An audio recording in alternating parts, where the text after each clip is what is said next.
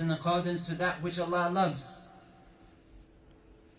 and that the servant's inclinations and desires are in accordance to the rulings and legislations of Islam. And so this is what this great Imam said in regards to the qalb as-salīm, the sound heart.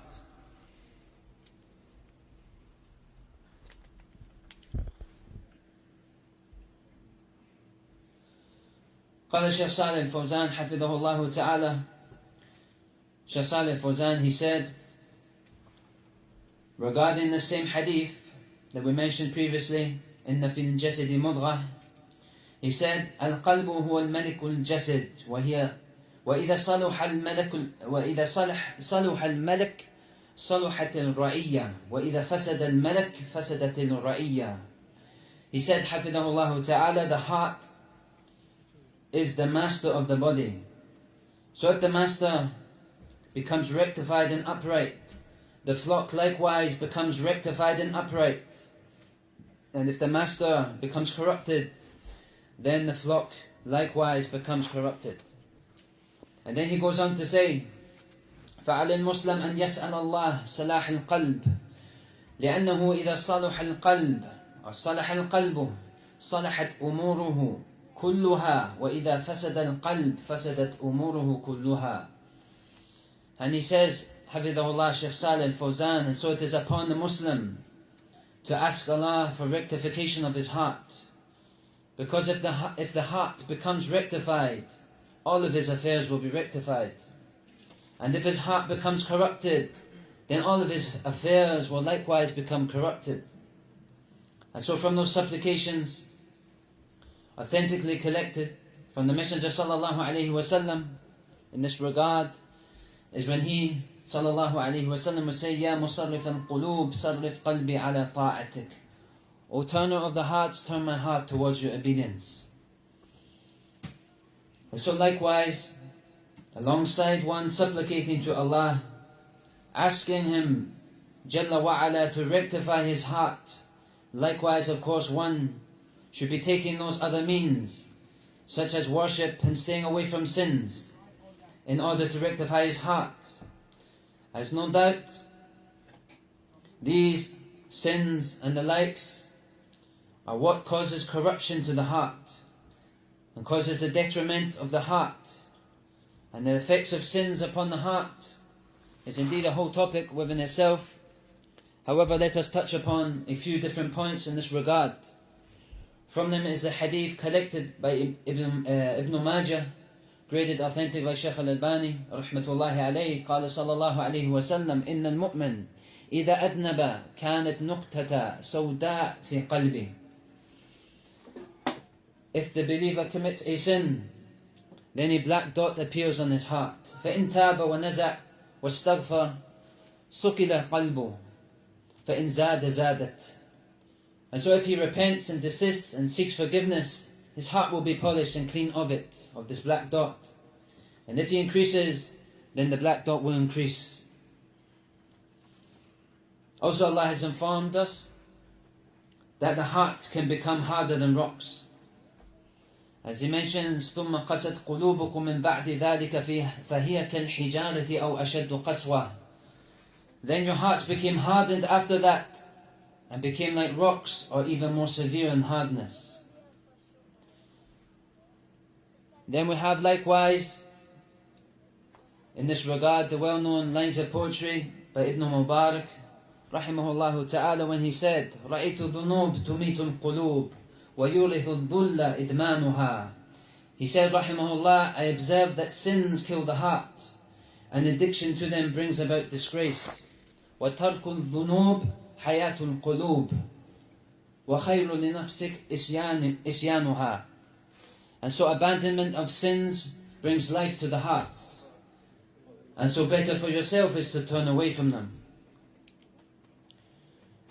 And so it is upon us to protect our hearts from all types of corruption and evil, as the heart is the origin of all actions.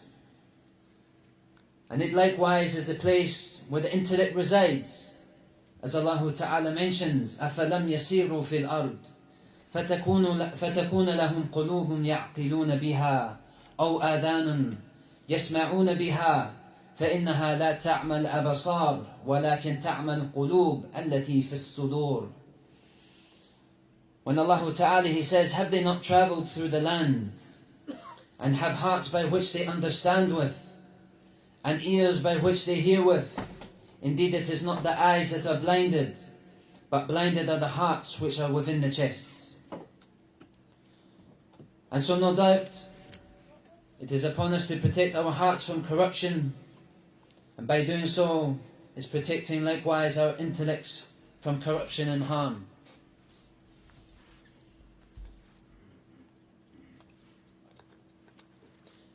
And so sins and disobedience have a detrimental effect on the hearts of the people. And sins, of course, vary in their severity. The greatest of them is shirku billah, associating partners in worship with Allah subhanahu wa ta'ala, of which Allah said regarding in the shirk la dhulmun azim. Indeed, shirk is a great oppression, and it is indeed the greatest oppression. And Allah has informed us that the one who dies upon this great oppression, that He shall not forgive him. As Allah Ta'ala, He says, إِنَّ اللَّهَ لَا يَغْفِرُ أَن يُشْرَكَ بِهِ وَيَغْفِرُ مَا دُونَ ذَلِكَ لِمَن يَشَاءُ. Allah does not forgive that partners be worshipped besides Him, and He forgives what is lesser than it to whom He wills. Likewise, Allah Ta'ala, He says, إِنَّهُ مَن يُشْرِكْ بِاللَّهِ فَقَدْ حَرَّمَ اللَّهُ عَلَيْهِ الْجَنَّةَ وَمَأْوَاهُ النَّارُ وَمَا لِلظَّالِمِينَ مِنْ أَنصَارٍ.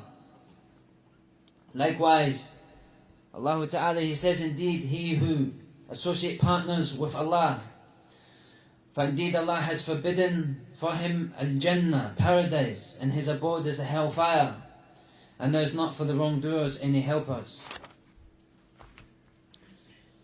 And so sins vary in levels. From them are those that are carried out upon the tongue, and others upon the limbs, and other sins of the heart. Which brings us to our topic tonight, a sin which is from the major sins of the heart. And indeed it is al-kibr, pride, arrogance. قال العلامة الفوزان إنما الكبر صفة باطنة في القلب تظهر آثارها في تصرفات الشخص. Shaykh Ṣāliḥ al-Fawzān, he says in regards to arrogance, indeed arrogance is an inward characteristic of the heart. Its consequences and effects become apparent in the behavior and conduct of a person. ويقال الكبر خلق في نفس تصدر عنه أعمال. The arrogance is a characteristic within oneself from which actions emanate from. وهو لا شك من صفات التي تكرهها الله. And it is no doubt from those actions which Allah hates. والكبر خلق مذموم جعل الله جزاؤه الطرد من رحمتي. And arrogance is a sinful characteristic and character trait, that which Allah made as its recompense expulsion from His mercy. It is a characteristic, a lowly and dispraiseworthy characteristic that is frequently mentioned and rebuked within the Quran, alongside those who possess it, such as Iblis, wa Fir'aun, Qarun, and their likes. And the one who possesses it, this lowly characteristic, is indeed distant from all good and near to all evil. Shaykh Ṣāliḥ al-Fawzān, likewise, he says, al-kibr min afat al-qalb wa a'mali. The arrogance is from the afflictions of the heart, from the diseases of the heart, and from its actions. فهو مرض خطير وقل من يسلم منه. And he says likewise, hafidhahullāh, that it is an extremely dangerous disease, and few are those who escape it.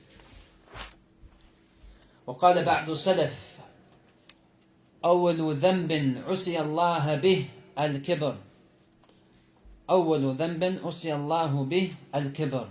The first sin that Allah was disobeyed in regards to was arrogance. قال تعالى وإذ قلنا للملائكة اسجدوا لآدم فسجدوا إلا إبليس أبى واستكبر وكان من الكافرين.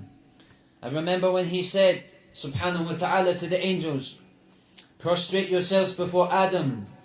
And they prostrated except Iblis. He refused and was arrogant and became from the disbelievers. And so Iblis, as it was said, used to worship Allah alongside the angels. However, his arrogance was his demise that led him to disbelief. And in another ayah, where Allah asks Iblis, He says subhanahu wa ta'ala, قَالَ مَا مَنَعَكَ أَلَّا تَسْجُدَ إِذْ أَمَرْتُكَ. He said, what prevented you from prostrating when I commanded you to do so? He replied, Iblis, قَالَ أَنَا خَيْرٌ مِنْهُ خَلَقْتَنِي مِنْ نَارٍ وَخَلَقْتَهُ مِنْ طِينٍ. He said, I am better than him. You created me from fire, and you created him from clay. And so this portrayance of arrogance from Iblis, from the get-go, and due to it, he received the la'na of Allah subhanahu wa ta'ala. And so Allah subhanahu wa ta'ala, He said to him in response, قَالَ فَاهْبِتْ مِنْهَا فَمَا يَكُونُ لَكَ أَن تَتَكَبَّرَ فِيهَا فَاخْرُجْ إِنَّكَ مِنَ الصَّاغِرِينَ. Allah, He said, descend from paradise, for it is not for you to be arrogant here. So leave from this. So leave from it. Indeed, you are from the humiliated and disgraced. فَالْكِبْرُ ذَنْبٌ وَخِيمٌ. So arrogance is an evil and detrimental sin. سَنَّهَا Iblis, one that Iblis originated. For indeed, it is from the characteristics of the haughty disbelievers, and not the characteristics befitting of the believers. فَمَا مِنْ خُلُقٍ ذَمِيمٍ إِلَّا وَالْكِبْرُ يَجُرُّ إِلَيْهِ. And so there is no lowly characteristic trait except that arrogance leads to it. وقال سفيان ابن عيينة من كانت معصيته في الشهوة فرج له توبة. Sufyan ibn Uyaynah rahimahullah ta'ala, he said, whoever's disobedience was in relation to desire, then hope for him repentance. فإن آدم عليه السلام عصى مشتهيا فغفر له. For indeed Adam alayhi salam disobeyed in relation to desire, and so he was forgiven when he repented. فإذا كانت المعصية فإن كانت معصيته من كبر فاخشى عليه اللعنة فإن إبليس عصى مستكبرا فلعن. And so if the disobedience is in relation to arrogance, fear for him being cursed. Cursed meaning being distanced from the mercy of Allah. For indeed Iblis was disobedient out of arrogance, and so therefore he was cursed by Allah subhanahu wa ta'ala.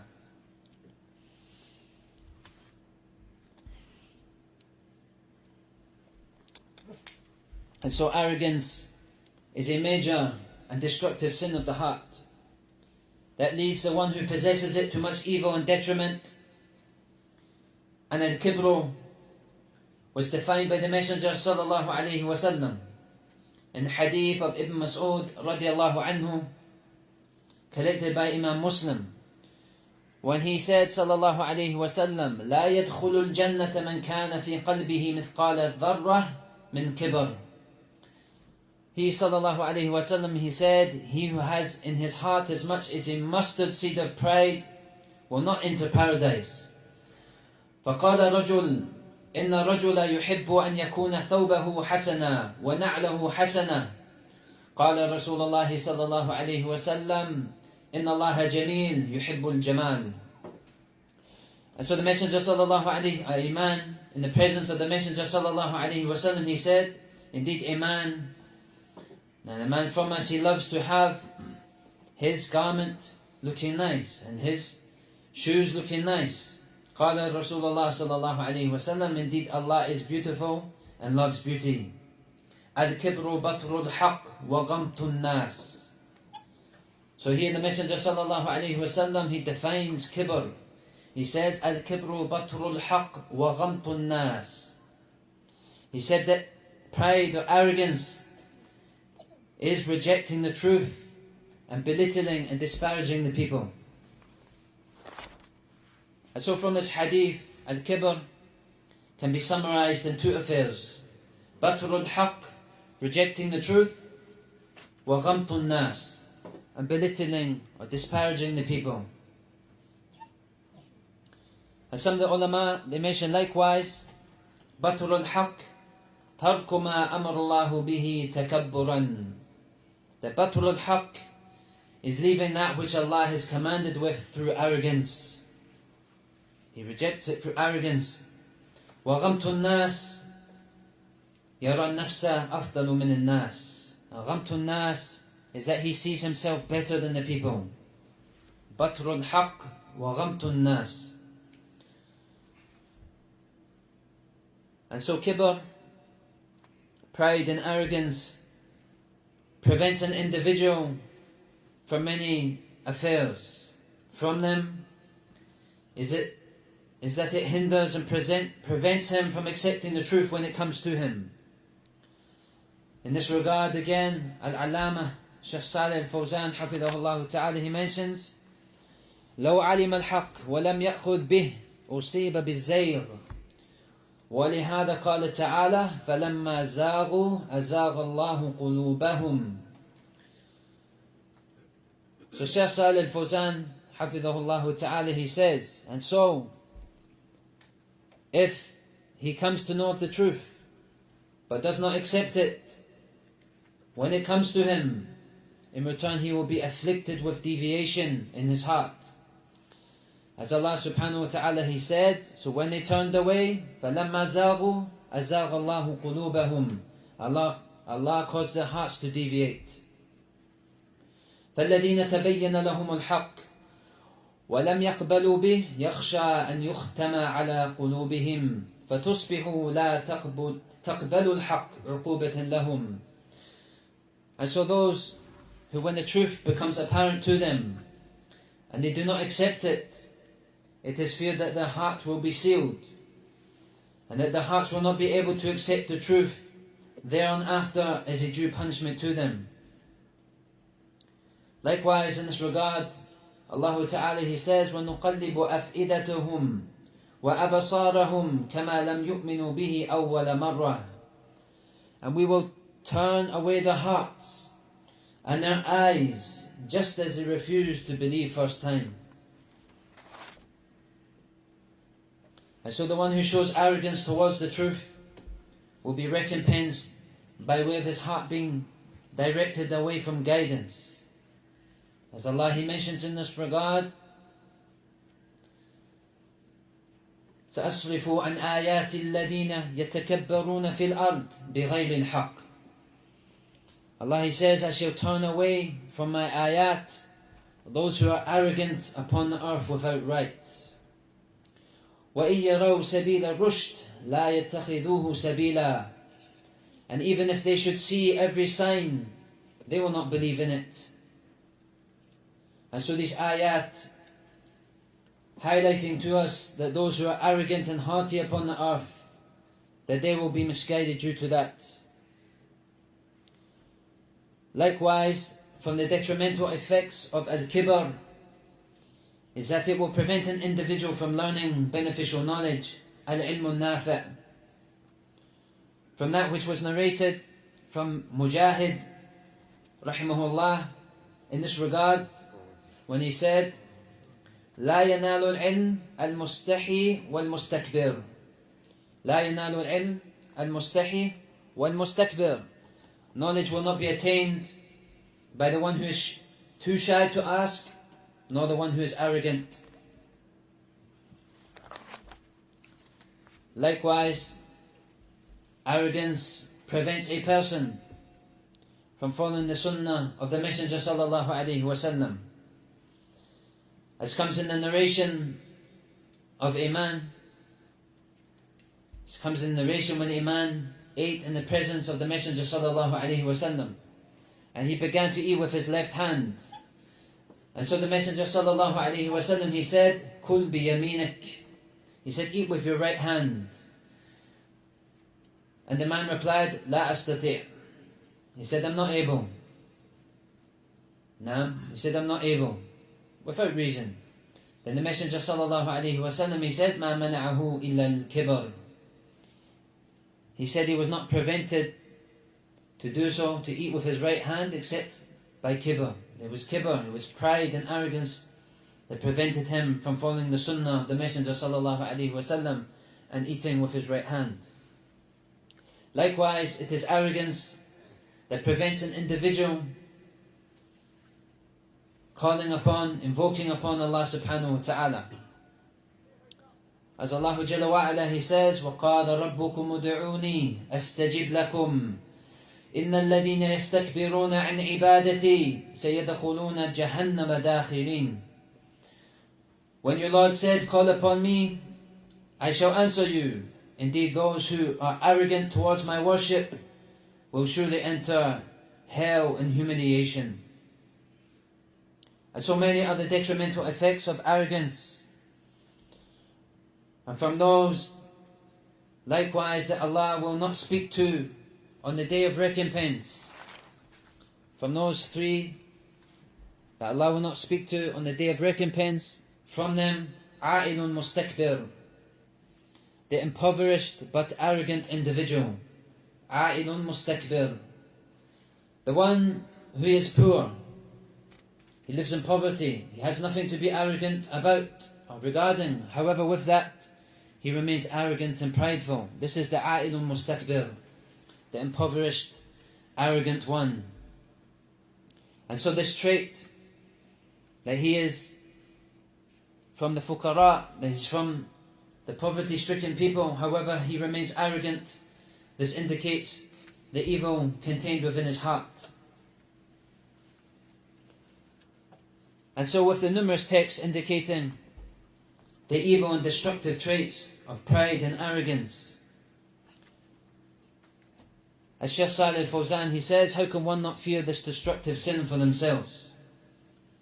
Even more so, considering the statement of the Messenger sallallahu alaihi wasallam when he said, لا يدخل الجنة من كان في قلبه مثقال ذرة من كبر. That the one who has even the mustard weight seed of pride within his heart will not enter paradise. And so how can one not fear this destructive sin for themselves when there is this threat over them? And so, rather that which is from the characteristics of the believers is that they are far removed from these destructive and lowly traits of arrogance, haughtiness and pride. And rather the believer is humble with Allah subhanahu wa ta'ala, with the creation, and remembers, as it is said, كُلَّ مَنْ فَوْقَ التُّرَابِ تُرَابِ. Each person who is above the dirt is himself dirt. Meaning, the origin is from the dirt, and to it they will return. كُلَّ مَنْ فَوْقَ التُّرَابِ تُرَابِ. So may Allah tabaraka wa ta'ala save us from these lowly traits and guide us to His pleasure in this life, and grant us Jannatul Firdaus al-A'la fil akhirah. هذا والله أعلم وصلى الله وسلم على نبينا محمد وعلى آله وصحبه أجمعين. حياكم الله.